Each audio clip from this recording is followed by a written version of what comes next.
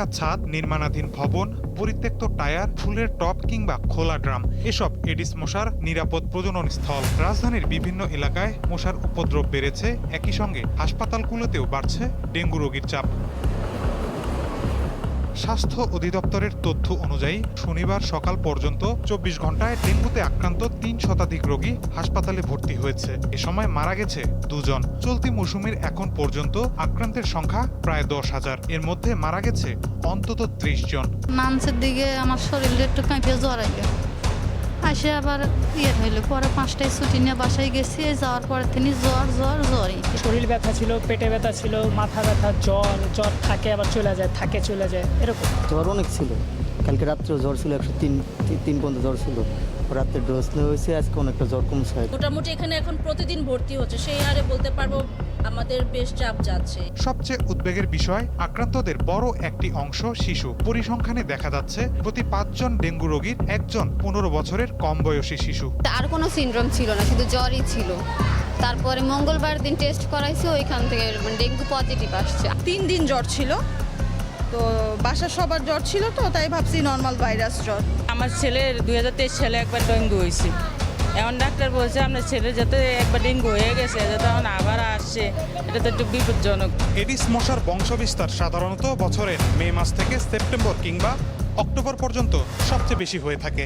আর এই সময় হসপিটালগুলোতে ডেঙ্গুতে আক্রান্ত রোগীর সংখ্যা অনেক বেশি বাড়তে থাকে। তবে আক্রান্ত হওয়ার আগে সচেতনতা বৃদ্ধির পরামর্শ দিচ্ছেন চিকিৎসকেরা। চিকিৎসকরা বলছেন, ডেঙ্গু এখন শুধু জ্বর নয়, অবহেলা করলে এটি প্রাণঘাতী হয়ে উঠতে পারে। ডেঙ্গুর যে মৌসুমটাতে আসলে ডেঙ্গুর যেই সিনারিওটা আমাদের দেশে বিগত অনেক বছর থেকে যেটা দেখে এসেছি, আমরা সবসময় মনে করছি যে ডেঙ্গু চিকিৎসা চাইতে এটাকে প্রতিরোধ কীভাবে করা যায় বা ডেঙ্গুতে আক্রান্ত কতটা কম হওয়া যায়, এদিকেই আসলে বেশি সচেতন হওয়া দরকার। ব্যক্তিগত প্রোটেকশনের ক্ষেত্রে আমরা বলবো যে সবাই যেন একটু ফুল স্লিভ জামা কাপড় পরে থাকে, ফুল হাতা জামা কাপড় প্যান্ট এগুলো পরে থাকে এবং নিজের বাসা বাড়ি এগুলোকে যেন পরিষ্কার পরিচ্ছন্ন রাখে। ডেঙ্গু রোগীর চিকিৎসা নিশ্চিতে প্রয়োজনীয় প্রস্তুতি রয়েছে বলে জানান এই চিকিৎসক। পুরো দেশের মধ্যে সরকারি মেডিকেল কলেজে সর্বোচ্চ সংখ্যক রোগী ভর্তি আছে, তো সেই হিসাবে আমাদের রোগী ম্যানেজমেন্টও ভালো হচ্ছে, আমাদের রোগী সুস্থ হয়ে ডিসচার্জ করা হচ্ছে। আলহামদুলিল্লাহ এখন পর্যন্ত ক্যাজুয়ালিটি বা রোগীর মৃত্যুর সংখ্যাটাও যথেষ্ট কম। ডেঙ্গু রোগী ম্যানেজ করতে গেলে আমাদের যে বিষয়গুলোর প্রয়োজন হয়, বিশেষত চিকিৎসার জন্য যথেষ্ট ফ্লুইড থাকা, স্যালাইন থাকা, বা আমাদের যেটাকে আমরা বলি যে কলয়েডাল সলিউশন, হাইপারটন যেগুলো আছে, এগুলো মোটামুটি আমাদের কাছে এই মুহূর্তে আমাদের কাছে এডিকুয়েট আছে। সরকারি হাসপাতালে ডেঙ্গুর পরীক্ষা বিনামূল্যে করার নির্দেশ দিয়েছে স্বাস্থ্য মন্ত্রণালয়। মাহিদুর রহমান, দীপ্ত সংবাদ, ঢাকা। বিএনপি সরকার গঠনের ৫ মাস পূর্তি উপলক্ষে শনিবার সংবাদ সম্মেলনের আয়োজন করে প্রধানমন্ত্রীর কার্যালয়। এতে সরকারের অর্জনের কথা তুলে ধরেন প্রধানমন্ত্রীর উপদেষ্টা মাহদি আমিন। জানান, তারেক রহমানের সরকার মানুষের প্রত্যাশা পূরণে অগ্রাধিকার দিচ্ছে। দীর্ঘদিন পর অবাধ, সুষ্ঠু ও গ্রহণযোগ্য নির্বাচনের মাধ্যমে গঠিত জনগণের এই প্রতিনিধিত্বমূলক সরকার দেশ পরিচালনায় সর্বস্তরের মানুষের আস্থাকে ধারণ করে এগিয়ে চলেছে। সদিচ্ছার পাশাপাশি জনগণের প্রতি দায়বদ্ধতা ও সততা থাকলে যে কোনো কঠিন পরিস্থিতি মোকাবেলা করা সম্ভব। তিনি জানান, দ্রব্যমূল্য নিয়ন্ত্রণ ও আর্থিক খাতের শৃঙ্খলা ফেরাতে সরকার গুরুত্ব আরোপ করছে। মাত্র ৩ মাস ১৩ দিনের মাথায় জনবান্ধব বাজেট ঘটানো, অধিকাংশ নিত্য প্রয়োজনীয় ট্যাক্স কমানো, বিনিয়োগ ও বাণিজ্য বান্ধব বাজেট প্রণয়ন, শিক্ষা, স্বাস্থ্য ও সামাজিক সুরক্ষায় বাজেটের বৃহত্তম অংশের বরাদ্দ, এবং এবারই প্রথম আমরা দেখেছি বাজেটের পর বিশেষভাবে কোনো পণ্যের দ্রব্যমূল্য বাড়েনি এবং জীবনমুখী ও বাস্তবমুখী বাজেটের ফলে নিত্যপণ্যের দাম স্থিতিশীল থেকেছে, যা ইতিপূর্বে সিন্ডিকেট বা কৃত্রিমভাবে পণ্যের মূল্য বৃদ্ধি করার একটা সংস্কৃতি ছিল। জনগণের আস্থা ও সমর্থন নিয়ে সব চ্যালেঞ্জ মোকাবেলা করে সরকার এগিয়ে যাচ্ছে বলে জানান প্রধানমন্ত্রীর এই উপদেষ্টা। ইউরোপিয়ান ইউনিয়ন সহ সকল দেশের সঙ্গে উচ্চ পর্যায়ের বৈঠকে অর্থনৈতিক সংস্কার, বিনিয়োগ, কর্মসংস্থান এবং জনগণের সাথে জনগণের সম্পর্ক, এগুলো নিয়ে বহুবিধ প্রোগ্রেস হয়েছে। সঞ্জিতা প্লাবনী, দীপ্ত সংবাদ, ঢাকা। একসময় রংপুরের ব্যস্ত শহরে এভাবে পপকর্ন হাতে দেখা যেত আলামিনকে। তখন তার সংসার চলত পপকর্ন বিক্রির টাকায়। এ বিষয়ে গত ১১ এপ্রিল দীপ্ত টিভিতে একটি সংবাদ প্রচারের পর বদলে যায় কিশোর আলামিনের জীবন। পপকর্নের ঝুড়ির পরিবর্তে এখন তার হাতে শোভা পাচ্ছে বই খাতা। সে এখন লেখাপড়া করছে রানীগঞ্জের মুন্নু স্কুল অ্যান্ড কলেজে। নতুন এই জীবন খুব সহজে মানিয়ে নিয়েছে আলামিন। সহপাঠীরাও খুশি আলামিনকে পেয়ে। এখানে পড়াশোনা করতে ভালো লাগে, মিস্ত্রা অনেক ভালো, স্যার অনেক ভালো, আমার বন্ধু বান্ধবরা অনেক ভালো।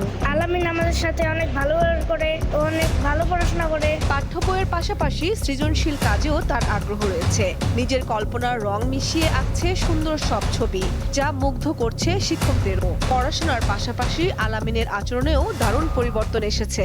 এখানে আসার পরে স্যারদের গাইডলাইন, আমাদের হোস্টেলের অনেকে স্যার এসে ওকে দেখিয়ে দেওয়ার পরে ও অনেক ইমপ্রুভ করেছে। আলামিন যখন প্রথম এসেছিল তখন সে সবার সাথে তাল মিলিয়ে চলতে পারছিল না, তো বর্তমান যে পরিস্থিতি তার, সে খেলাধুলায় যেমন ইমপ্রুভ হয়েছে, পড়ালেখায় যেমন ইমপ্রুভ হয়েছে। আলামিন আমাদের জন্য একটা বড় ধরনের একটা চ্যালেঞ্জ। আলামিন যথেষ্ট পরিমাণ মেধাবী এবং আমরা আশাবাদী তার পেছনে সময় দিলে আমরা আমাদের সফলতা নিশ্চিত করতে পারবো। খেলাধুলাতেও আলামিনের ভালো আগ্রহ রয়েছে এবং সে ইতোমধ্যে সবার নজর কেড়েছে বলে জানান শিক্ষকরা।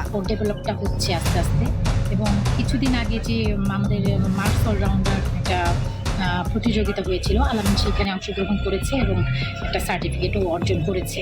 ও আগের চেয়ে অনেক ডেভেলপ হচ্ছে, ওর চাল চলন, কথাবার্তা, আর ও যে এই হোস্টে থাকে ওর যে রুমমেটরা আছে তারাও ওর প্রতি খুবই আন্তরিক।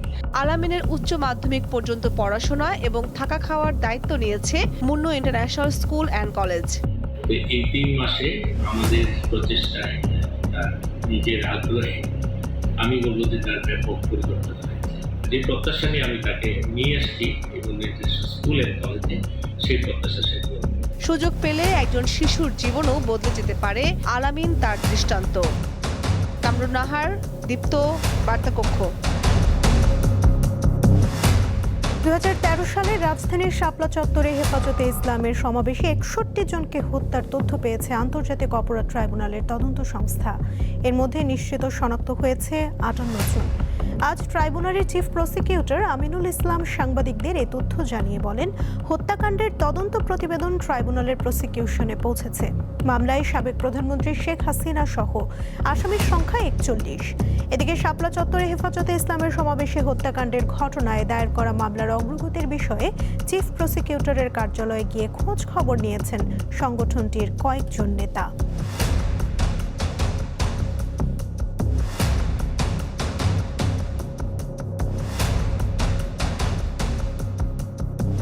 শেখ হাসিনার বিরুদ্ধে প্রাথমিক প্রতিবেদন পাওয়া গেছে। সেখানে পুলিশ প্রধান, বিজিবি প্রধান সহ এরকম কয়েকজন, আমরা মোটা দাগে বলতেই পারি যে তাদের বিরুদ্ধে একটা খসড়া রিপোর্ট এসছে। এই পর্যন্ত খসড়া তালিকায় প্রায় 61 জনের একটা তালিকা আমরা পেয়েছিলাম, কিন্তু আমরা 58 জনকে আমরা আইডেন্টিফাই ইতোমধ্যে আমরা করতে পেরেছি, আর বাকিদের আমরা আইডেন্টিফিকেশনটা আমরা সম্ভব হয়নি, কিন্তু আমাদের তালিকা হচ্ছে 61 জন।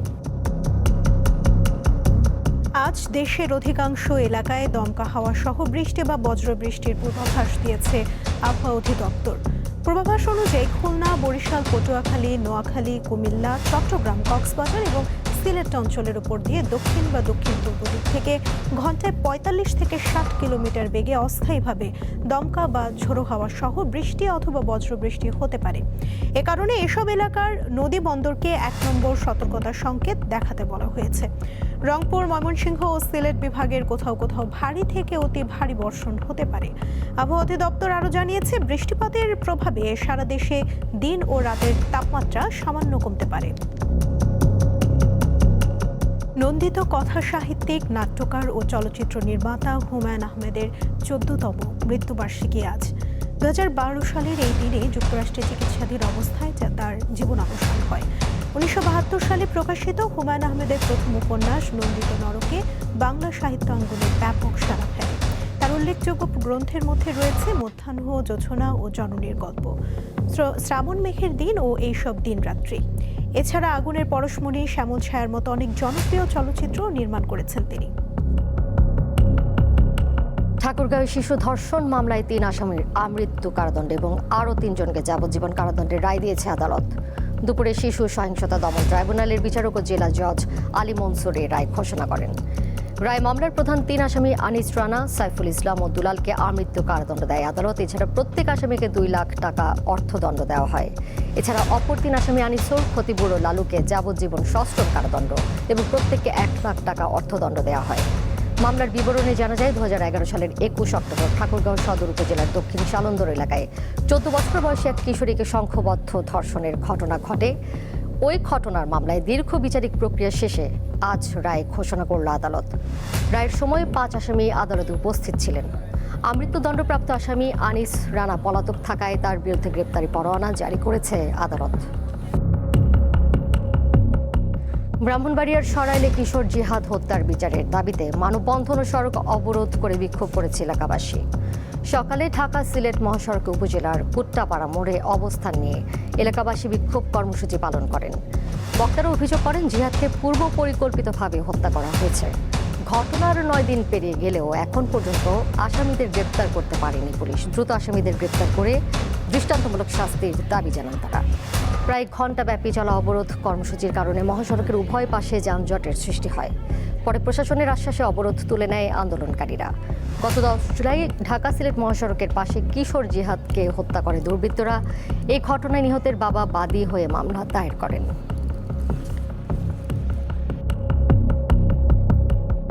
মানিকগঞ্জের শিবালয়ে ঢাকা রিচা মহাসড়কে যাত্রীবাহী বাস নিয়ন্ত্রণ হারিয়ে সেতুর নিচে পড়ে যায়। এতে দেলোয়ার হোসেন নামে একজনের মৃত্যু হয়েছে, আহত হয়েছেন অন্তত 10 জন। বরঙ্গাইল বাসস্ট্যান্ড এলাকায় এই দুর্ঘটনা ঘটে। নিহত দেলোয়ার হোসেন মানিকগঞ্জের ঘিওর উপজেলার ফুলহারা এলাকার বাসিন্দা। হাইওয়ে পুলিশ জানায়, রবিবার সকালে ঢাকাগামী সেলফি পরিবহনের বাসটি নিয়ন্ত্রণ হারিয়ে সেতুর রেলিং ভেঙে নিচে পড়ে যায়। এতে ঘটনাস্থলে দেলোয়ার হোসেনের মৃত্যু হয়। দুর্ঘটনার পর স্থানীয়দের সহযোগিতায় আহতদের উদ্ধার করে প্রাথমিক চিকিৎসা দেওয়া হয়। নিহতের মরদেহ উদ্ধার করে ময়নাতদন্তের জন্য মানিকগঞ্জ মেডিকেল কলেজ হাসপাতালের মর্গে পাঠানো হয়েছে।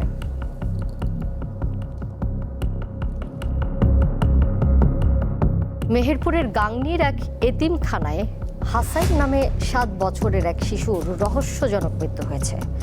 এতিমখানার সুপারিনটেন্ডেন্ট জানান, সকালের খাবার খাওয়ার পর অন্য শিক্ষার্থীরা বাইরে যায়, কিন্তু হাসাইন কক্ষে অবস্থান করছিল। কিছুক্ষণ পর অন্য শিক্ষার্থীরা তাকে মেঝেতে রক্তাক্ত অবস্থায় পড়ে থাকতে দেখে খবর দেয়। পরে তাকে উপজেলা স্বাস্থ্য কমপ্লেক্সে নেওয়ার পর চিকিৎসক মৃত ঘোষণা করেন। খবর পেয়ে পুলিশ ঘটনাস্থল পরিদর্শন করেছে। মরদেহ উদ্ধার করে ময়নাতদন্তের জন্য মেহেরপুর জেনারেল হাসপাতালের মর্গে পাঠানো হয়েছে। শ্রদ্ধার ভালোবাসায় গাজীপুরে পালিত হয়েছে নন্দিত কথা সাহিত্যিক হুমায়ুন আহমেদের 14তম মৃত্যুবার্ষিকী। দিনটি উপলক্ষে নুহাশপল্লীতে দিনব্যাপী মিলাদ, কোরআন খানি ও দোয়া মাহফিল হয়। এ সময় এতিমদের মাঝে খাবার বিতরণ সহ নেওয়া হয় নানা কর্মসূচি। সকাল থেকে বৃষ্টি উপেক্ষা করে হুমায়ুন পরিবার, ভক্ত, কবি, লেখক আর নাট্যজনরা ভিড় করেন লেখকের কবরের লিচু তলায়। ফুল দিয়ে গভীর শ্রদ্ধার ভালোবাসায় স্মরণ করেন জনপ্রিয় লেখককে। হুমায়ুন আহমেদের স্ত্রী মেহরাফরোজ শাওন তার 2 পুত্র নিশাদ ও মিনিতকে সাথে নিয়ে নুহাশপল্লীতে 11:30টার দিকে হুমায়ুন আহমেদের কবরে পুষ্পস্তবক অর্পণ করেন। এ সময় মরহুমের আত্মার মাগফিরাত কামনা করে দোয়ায় অংশ নেন।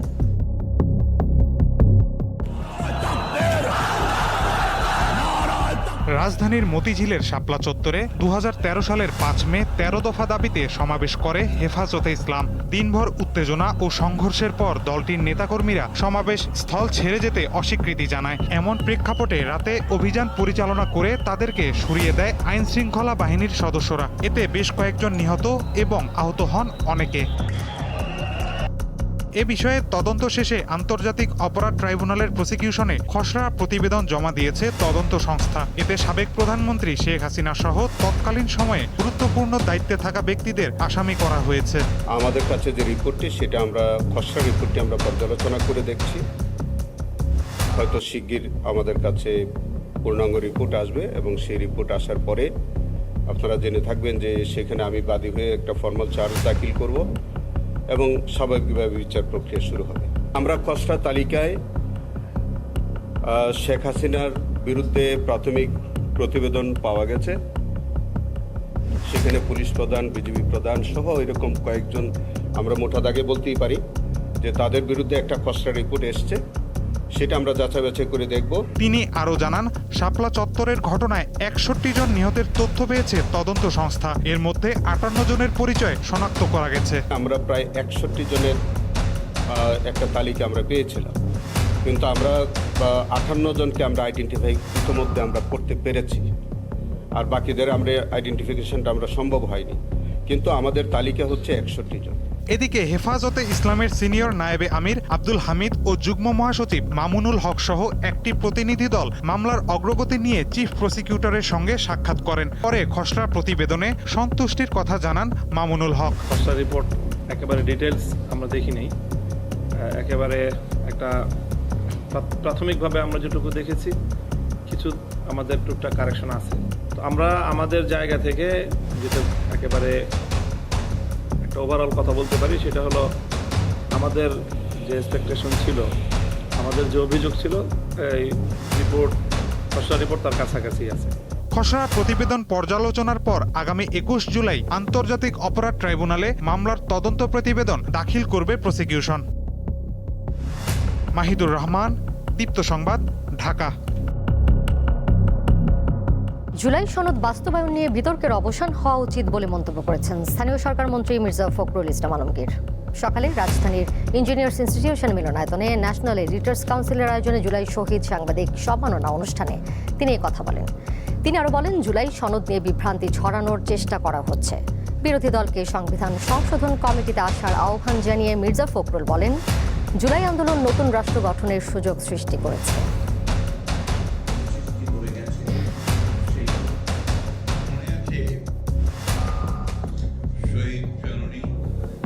জুলাই সনদ আপনারা বের করুন, যেটা স্বাক্ষরিত সব রাজনৈতিক দলের, যেটা এগ্রিড, সেখানে কিন্তু পরিষ্কার করে বলা আছে যে বিষয়গুলোতে আমরা একমত হতে পারছি না রাজনৈতিক দল, তারা যদি নির্বাচনের মধ্য দিয়ে রাষ্ট্র পরিচালনার দায়িত্ব যায় তাহলে তাদের ম্যানিফেস্টো অনুযায়ী তারা কাজ করবে। এই বিষয়টা কিন্তু আমরা পুরোপুরি কেন জানি না অ্যাভয়েড করে যাচ্ছি। এই বিতর্কগুলো অবসান হওয়া উচিত। চট্টগ্রাম নগরীর চকবাজার এলাকায় গত 13 জুলাই দিনে দুপুরে ইন্টারনেট সেবাদানকারী প্রতিষ্ঠানে চাঁদার দাবিতে হামলার ঘটনায় 9 জনকে গ্রেপ্তার করেছে র্যাব। এর আগে 30 থেকে 40 জন সশস্ত্র সন্ত্রাসী ওই প্রতিষ্ঠানে হামলা চালায়। প্রতিষ্ঠানটির মালিকের দাবি, ডেভিড ইমন পরিচয়ে এক সন্ত্রাসী তার কাছে এককালীন 2 কোটি টাকা ও মাসিক 10 লাখ টাকা চাঁদা দাবি করে, অন্যথায় 2 দিনের মধ্যে ব্যবসা গুটিয়ে নিতে বলে। চাঁদা দিতে রাজি না হয় দলবল পাঠিয়ে হামলা করে অফিসে। এতে মোট ক্ষয়ক্ষতি হয় অর্ধ কোটি টাকা। নগরীর বিভিন্ন জায়গায় অভিযান চালিয়ে হামলায় অংশ নেওয়া 9 আসামিকে দেশীয় অস্ত্রসহ গ্রেপ্তার করে র্যাব। গ্রেপ্তারকৃত সেদিন বিভিন্ন পয়েন্টে সংঘটিত হয়ে এই হামলা ভাঙচুর চালায়।